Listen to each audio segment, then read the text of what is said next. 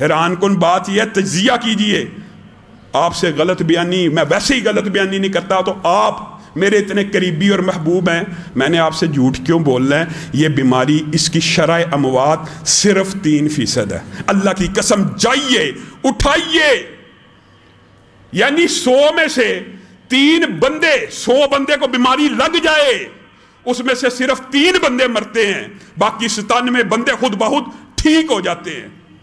کس چیز کا خوف جان بوجھ کے پھیلایا گیا؟ اس سے زیادہ ریشو شرح اموات کی ڈینگی کے اندر اور بعض علاقوں میں انفلوئنزا سے ہوتی ہے۔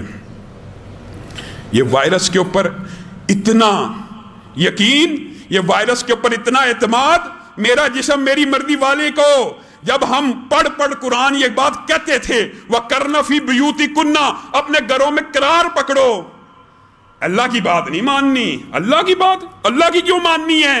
یہ ایک حقیر سی اللہ کی مخلوق وائرس، اللہ کا انکار کرنے والے اس وائرس پہ ایمان لے آئے، گھروں میں گھسے ہوئے ہیں، تالے کنڈیاں لگائی ہوئی ہیں، وائرس پہ ایمان ہے، اللہ کی بات پہ یقین نہیں۔ اللہ کہتا تھا گھروں میں ٹک جاؤ، قرار پڑھو، پکڑو، تب مولوی کا مذاق اڑایا جاتا ہے، یہ جی، کیونکہ یہ اصل میں مادہ پرستی کا دور ہے۔ ڈاکٹر نے کہا وائرس ہے، ایمان آ گیا، اللہ نے، مولویوں نے، علماء نے آوازیں لگائیں، فحاشی بدکاری کے اڈے بند کر دو، اللہ کی عذاب آ جائیں گے، تب ان کی آنکھیں نہیں کھلی۔ بتائیے کون سا ایسا اینکر آج ٹی وی کے اوپر بیٹھا ہوا ہے 15 دن سے صرف ایک ڈبیٹ مسجد بند کر دو؟ یہ کیا بکواس ہے؟ کسی ایک اینکر نے کہا بدکاری اور فحاشی کے اڈے بند کر دو، کس نے کہا ہے؟ سب سے زیادہ کرونا تیزی سے پھیلتا ہے تو بدکاری اور فحاشی کے اڈے سے پھیلتا ہے۔ جائیے تحقیق پڑھیے، اٹلی کے اندر سب سے زیادہ کرونا تیز پھیلنے کی وجہ بوسو کنار ہے، بوسو کنار ہے، بدکاری اور فحاشی کے اڈے ہیں، وہ پاکستان میں بند نہیں ہونے چاہیے، مسجدیں بند کر دینی چاہیے۔ جب مادیت کو حالی دیکھا جائے روحانیت سے نکال کے، پھر یہی نتیجہ نکلتا ہے۔ اس قدر خوف، آپ نے ڈرنا نہیں ہے، آپ نے گھبرانا نہیں ہے۔ یہ بات نہیں میں آپ کو احتیاطی تدابیر سے روک رہا ہوں، یہ بھی بات ہے، بھی پراپیگنڈا۔ بتائیے، الحمدللہ آپ سارے بیٹھے ہیں، مسجد میں آئے ہیں، سینیٹائزر استعمال کیا ہے، ساروں کو ماسک ملا، احتیاطی تدابیر یہ ہوتی ہیں۔ یہی احتیاطی تدابیر ہسپتالوں میں ہیں۔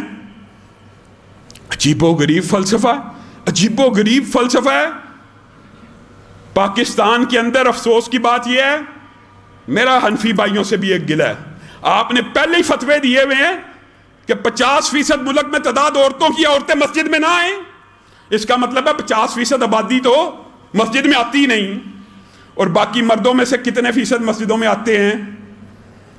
اگر آپ صحیح اعداد و شمار کا اندازہ لگانا چاہیں گے نا تو یقین مانیے دکھ اور افسوس کی بات ہے 10% سے بھی کم لوگ ہیں جو مسجدوں میں آتے ہیں، اور ان مسجدوں کے پیچھے لٹھ لے کے پڑ گئے ہیں، جن بازاروں میں، جن اداروں میں، جن ریلوے اسٹیشنوں میں، جن اڈوں پہ ملک کا 100% طبقہ کھڑا ہوتا ہے، اس کو بند کرنے کی فکر نہیں ہے۔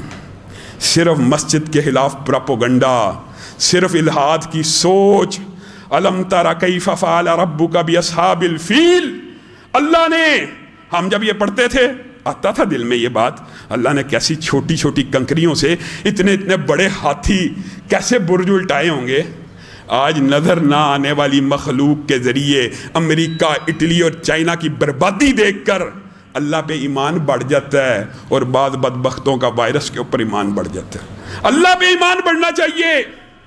شیطان تو بندہ مومن کے اندر خوف پیدا کرتا ہے، فلا تخافوہم، اللہ کہہ رہا ہے اس سے نہیں ڈرنا، وخافونی، مجھ سے ڈرنا ہے، ان کنتم مؤمنین، اگر تم مومن ہو۔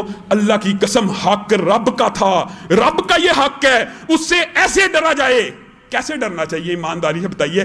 جیسے رسول اللہ صلی اللہ علیہ وسلم ڈرتے تھے، یا جیسے فرشتے ڈرتے تھے، یا جیسے جبریل امین ڈرتے۔ اللہ جب کوئی حکم آسمان سے نازل کرتا ہے نا تو فرشتے اللہ کے خوف کی وجہ سے وہ حکم سننے سے عاجز اور قاصر آ جاتے ہیں۔ ایسی اللہ کی ہیبت طاری ہوتی ہے ان کے اوپر، حدیث کے الفاظ آتے ہیں اپنے پروں کو پتھروں پہ مارتے ہیں، یعنی آواز کی مشابہت اللہ کے نبی نے ہمیں بتائی ہے.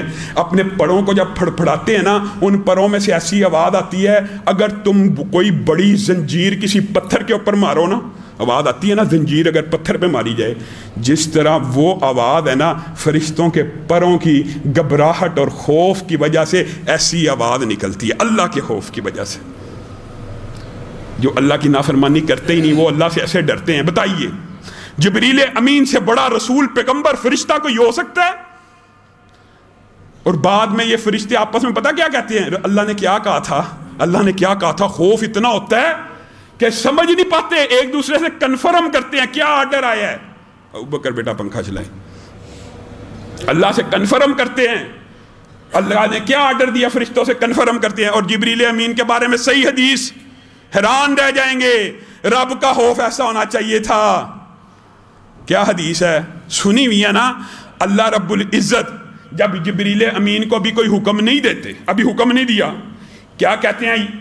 اے جبریل، صرف یہ کہتے ہیں اے جبریل.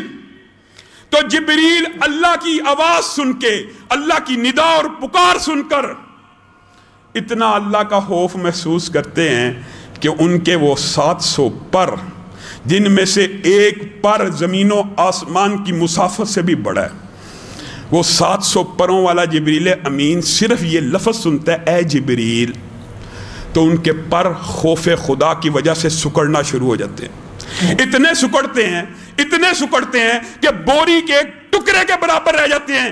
پھر وہ کامتے ہوئے اللہ کی بارگاہ میں پوچھتے ہیں اللہ آپ نے کیا حکم دینا ہے؟ میں اور آپ بدبخت ہیں، ہم وائرس سے ڈر رہے ہیں، اللہ کا خوف ہی کوئی نہیں. قم للصلاة إذا المؤذن كبارا أقبل لربك مسرعا متطهرا دع عنك ما يلهي